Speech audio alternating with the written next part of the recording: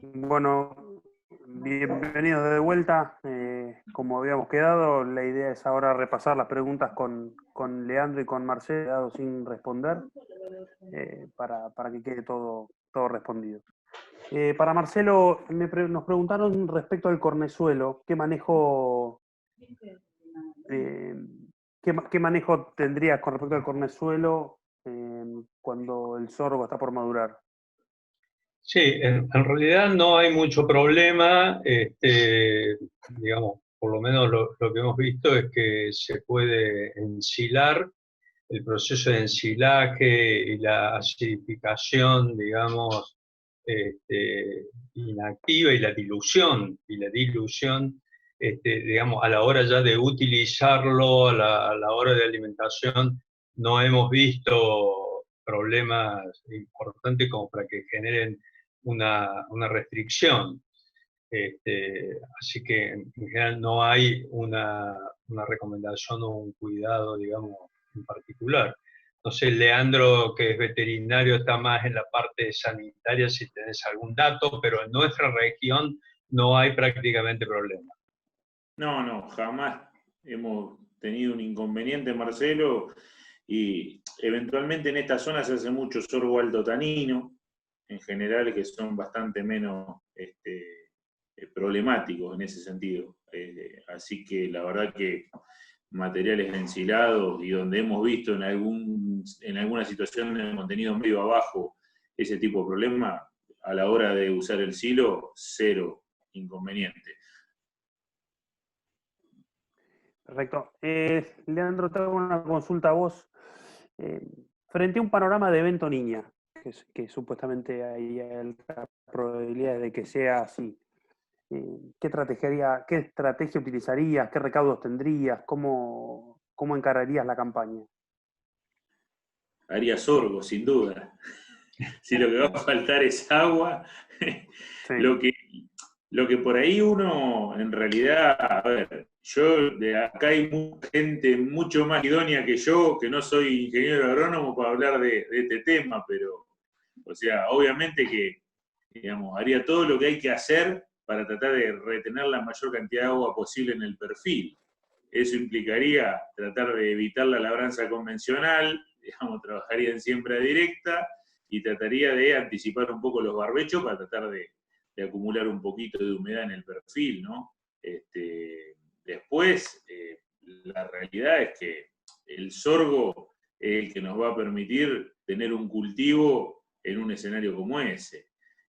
Obviamente, muchas de las actividades, cuando nosotros venimos con el agua media limitada, uno tiene que ser un poquito más detallista en la programación y decir, bueno, a ver, están dando lluvia dentro de una semana y hay una alta probabilidad, y bueno, trato de, viste, de sembrar ahí, o sea, lo mismo a la hora de meter una fertilización nitrogenada, todo ese tipo de cosas, tratar de hacerlas un poquito más programadas, ¿no?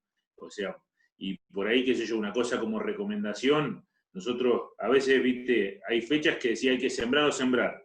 Yo en materia de forrajeros, cuando nosotros tenemos que sembrar o sembrar y estamos en un escenario seco, o sea, yo uso cura semilla, algo potente, digamos, una especie de imidaclopir, alguna cosa de esa, que a mí me ha garantizado tener un sorgo después de 90 días de que no caiga una gota y no germine una semilla de las que puse en suelo.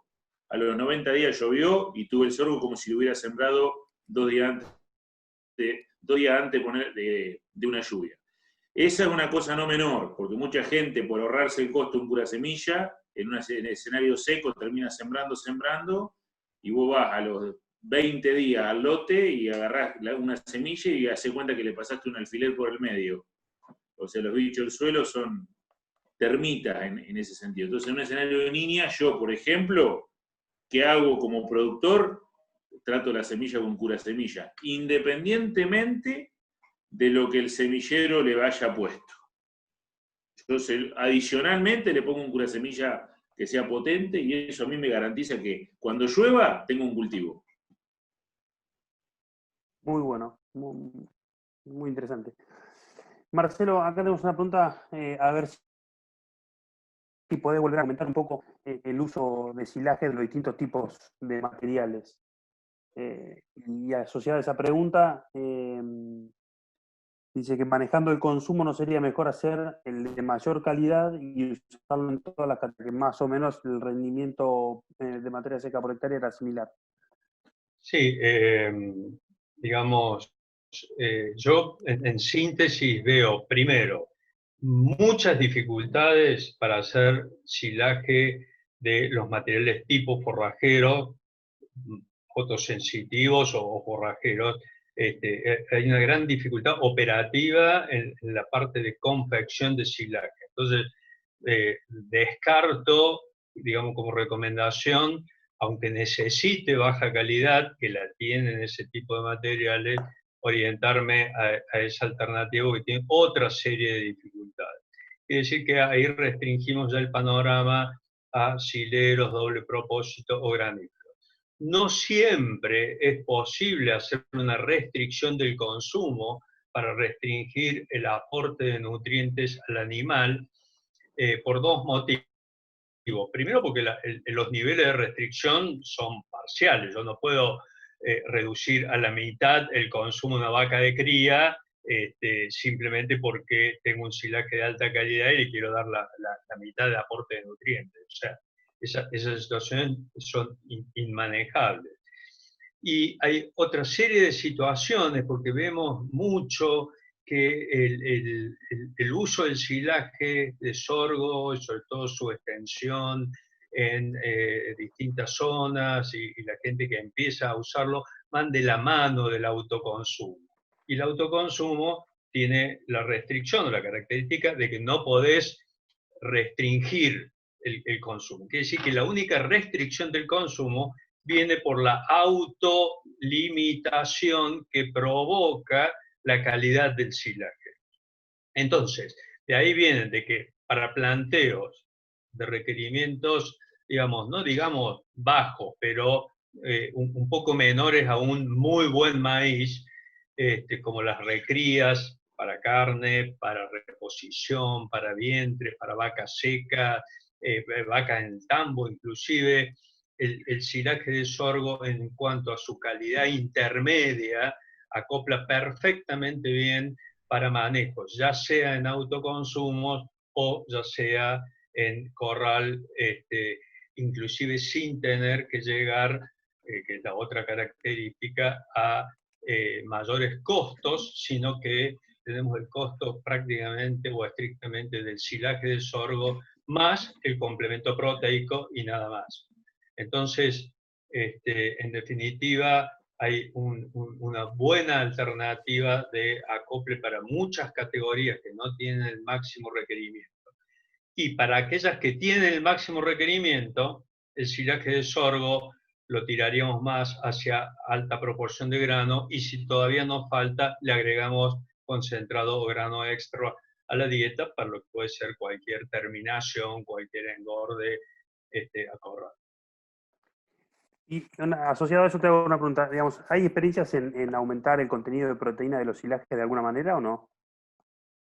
No, yo te diría que es un camino que se ha intentado de distintas formas y siempre los resultados fueron tremendamente malos, ya sea por el uso de nitrógeno no proteico, en el caso de urea, por el efecto buffer que tiene, por lo tanto no podemos lograr la acidificación y lo que buscamos rápidamente para la estabilización del silaje. Y se han intentado otras alternativas, inclusive nosotros hemos hecho algunas evaluaciones de intercultivo, por ejemplo con soja, franjas de sorgo o de maíz con soja, y los resultados son siempre malos en el resultado final, en dos aspectos. Kilos de materia seca por hectárea se reducen cuando haces esos intercultivos, y la calidad total, porque cuando haces soja podés estar metiendo el poroto de soja, pero metés una cantidad de fibra de muy mala calidad proveniente de la planta que te restringe el consumo. Entonces tenés otro factor negativo que está sumando.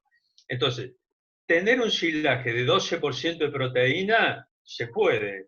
El tema es que es contraproducente en el resultado final, tanto en producción como en performance animal.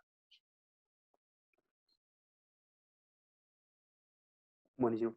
Leandro, ¿cuáles son los valores indicados en el laboratorio para poder comer un sorgo? ¿Y a qué altura recomendás para no tener problemas de nitratos? Vos me estás hablando de valores de ácido cianhídrico. Sí, correcto. En realidad, la técnica es subjetiva, o sea, el laboratorio no nos da un dato de cantidad. O sea, vos para matar a un animal necesitas 2 miligramos por kilo de ácido cianhídrico. Ahora, en realidad, el laboratorio te da un resultado que es subjetivo, que es por la técnica del papel picrosódico. Se hace unas tiritas de papel secante en donde se impregnan con ácido pícrico al 1%, después se le agrega una solución de carbonato de sodio al 10%, y esas tiritas se dejan secar y se ponen en la tapita de un frasquito de unos 200 mililitros. En ese frasco adentro se pone una muestra fresca del sorgo, que se macera como si estuviera rumiado por el animal para que pase eso que yo contaba hoy de la intoxicación, que se mezcle la enzima beta-glucosidasa con la durrina y libere ácido cianhídrico. Vos metés eso en el frasco, le ponés la tapa y eso produce un gas que hace que el papel ese cambie de color. Si el papel queda un color amarillito o naranja clarito, entrá a comer tranquilo que no tenés problema. Si el papel se pone de un color naranja más oscuro, ahí ya estás con un contenido que es tóxico, de cianhídrico. Y si el papel está con un color ya más tipo castaño rojizo, castaño oscuro, ya es muy tóxico. Entonces, o sea, la recomendación sería no entres en una situación de que te da, digamos, esa coloración a técnica esta del papel picrosódico. Es un resultado que vos lo tenés en 24 horas. La realidad y la buena noticia, como yo comentaba, es que ya en Australia han detectado la mutación genética de la ausencia de durrina, porque, o sea, uno dice, bueno, pero por ahí en realidad si no tenés la enzima, la realidad es que si vos tenés durrina en el sorgo y entra al rumen, incluso en el rumen se puede liberar ácido cianhídrico. Entonces, o sea, la forma de que no intoxique es que en el sorgo no haya el sustrato, que no haya durrina. Y ya detectaron por mutación genética variedades sin durrina, o sea que por biotecnología en algún tiempo vamos a tener materiales libres de cianhídrico, con lo cual va a ser un problema, digamos, que deja de existir. Y esta técnica que la gente del sudoeste, digamos, Villalba, Alasia y compañía, proponen como el pastoreo precoz, que en realidad eso surge un poco como una estrategia para mejorar el cultivo en la implantación, o sea, por ahí siembras mal hechas. Ellos, ¿qué hacen? Sugieren un pastoreo precoz, obviamente asegurándote que no tenés ni riesgo de toxicidad, cuando el sorgo tiene la altura de una lapicera, unos 20 centímetros.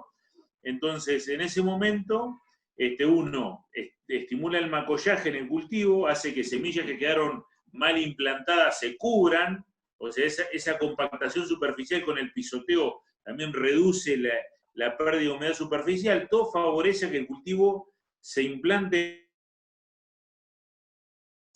Y encima está frente a un forraje de una altísima calidad, que yo por los datos que mostraba, que son evaluaciones de ello, o sea, prácticamente parecen una alfalfa. Estamos hablando de contenido de más de 22% de proteína en sorgo y niveles de digestibilidad por encima del 75%. Con lo cual, ¿el tema cuál es? El volumen limitado, ¿no? O sea, el tamaño bocado que puede pegar un animal, pero bueno, uno lo podría llegar a usar eso como por ejemplo un banco de proteína en el verano en una zona no alfalfera, en donde el animal vaya ahí a buscar en alguna hora de pastoreo el nitrógeno que le falta a la dieta y el resto se lo demos por otro lado. O por una categoría muy joven como un ternero que tiene bajo requerimiento total en kilos de materia seca por animal y por día, que por ahí en ese tipo de recursos funciona bien. Perfecto. Y a ver, para alguno de los dos, ¿qué antecesor recomendarían en zonas ganaderas? Hay una pregunta particular para la prida, para el cultivo de sorgo. ¿Cuál es el antecesor que sería el ideal? Tu zona, Leandro. No, bueno, a ver, sabemos que acá el problema en cuanto a antecesor, o sea, independientemente del cultivo, obviamente, ojalá yo pudiera venir aquello de soja, por ejemplo, para hacer sorgo, pero estamos hablando de ambientes ganaderos en donde el principal problema son gramíneas de verano. Entonces, cuanto mayor sea la limpieza de gramón, cuaresma y todas esas especies del lote del que vengo, normalmente puede ser una promoción de raigras por ahí que tiene limpieza, mejor. Obviamente hoy también de la mano de biotecnología tenemos materiales que ya tenemos resistencias a imidazolinona, con lo cual ya el tema de gramíneas de verano por ahí deja de ser un problema a la hora de lograr un sorgo en ese tipo de suelo, ¿no? Bueno, perfecto. Creo que con esto fuimos cubriendo todas las preguntas. No sé si Martín o Tomás tienen alguna ahí en carpeta. Si no, damos por terminado y agradecemos mucho la presencia de ustedes.